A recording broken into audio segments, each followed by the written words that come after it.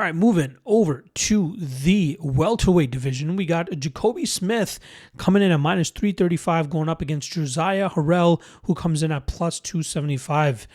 Now, starting off on the 11-0 Smith side here, who is also representing Texas, he's coming off of a nasty submission win over Nico Price. That was a fight where he nearly finished Price in the first round, but seemed to slow a tad at the beginning of that second round. Seemed like he had to find his footing a little bit. Eventually got the fight to the ground. From there, he was able to land some choppy shots to keep that fight on the ground and eventually find the back of Price and sink in that choke to get the finish. Prior to that, he took a short notice fight against Preston Parsons, which is kind of weird in terms of the fact that Smith had already secured a UFC contract through the Contender Series the year prior, but still decided to make his UFC debut on short notice. But there must have been something he saw in Parsons' game that led him to believe, hey, I could probably make short work of this guy and make it look really good and put a stamp on my UFC rival.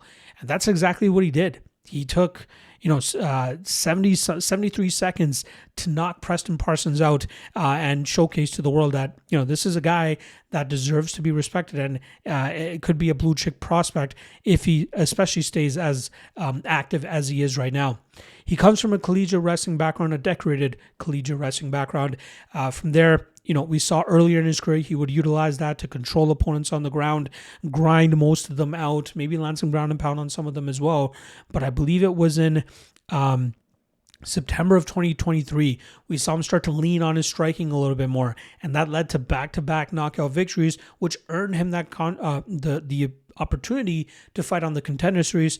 And from there, he landed another finish and got to the UFC, and now he's been doing nothing, just finishing guys, training under Fortis MMA, training under Saif Saud. It's the perfect coach and atmosphere to bring a guy of the work ethic, the skill set, the wrestling background of Jacoby Smith and try to make him the best version of himself. And he's 30 years old, so he's getting damn near close to his prime, and he's shown all the good things that you would like to see from a fighter of his skill set. But he's going up against a tough, debuting, short notice Josiah Harrell. Now, Harrell is a guy that was originally signed to the UFC back in July of 2023 when he was scheduled to take on Jack Della Maddalena. Unfortunately for him, he failed the pre-fight medicals and he was cut from the UFC immediately because the UFC did not want to take a chance given what he was diagnosed with. Apparently, he was diagnosed with something called moyamoya, which is a rare brain disorder where you don't get enough blood to the brain. And, if his blood pressure was to go high, he would be at risk at suffering a seizure or even a stroke. So the UFC wanted nothing to do with that. So Harrell stayed out of competition for a year and a half. He got corrective brain surgery to make sure that diagnosis would no longer be on his medicals. And he returned with 4 straight wins, finishing 3 of those 4 wins, including a win over former UFC fighter Melvin Gillard. He defeated former LFA champion Keegan Genrich. And then last time out, he had a very solid performance against a very tough Russian opponent. I believe Russian, Kazakh, one of those stands, I believe Bekmir's Dozmatov was from. And I picked Dozmatov to win that fight. I did not think Harrell had fought a guy as good as Dozmatov, but Harrell showed great takedown defense. He was punishing Dozmatov with any moment that he had, and then he really started to pull away in that third round as Dozmatov started to slow down, and we saw Harrell muster up a TKO finish at the end of that fight. His cardio looked on point. His defensive wrestling looked on point. Knowing he comes from a wrestling background as well, he's often the guy that's looking to take opponents down and smash them from that top position. But his striking is also getting more impressive. He's blitzing into these big shots and hurting guys and finishing guys. But what's most impressive has been his cardio. He doesn't train out of a big gym either. He trains out of Ohio. He trains alongside former UFC fighter Matt Brown. They're doing a great job in terms of bringing him along as well. And now he finally gets his opportunity to fight at the biggest stage in the world. And I believe he's more than deserving of it.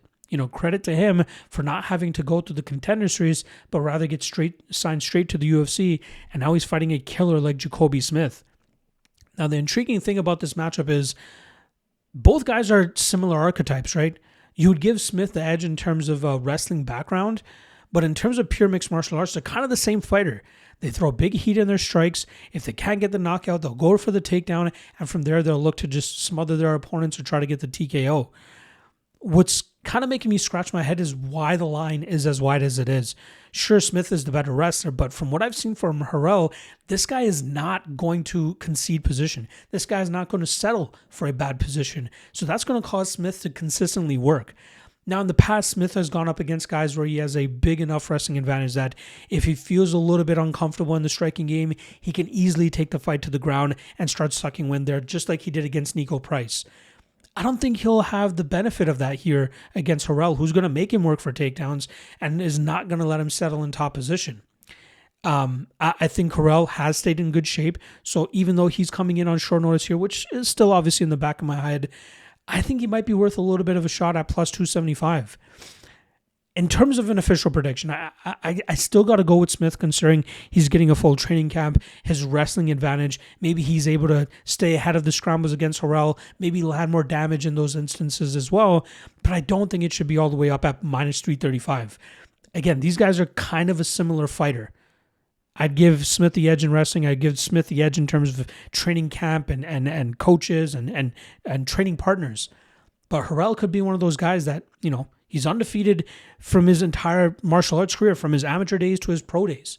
He hasn't suffered a single defeat, and for good reason. And we saw it on display against Dozmatov. So I would consider Harrell as a small play as an underdog. My prediction would be Smith.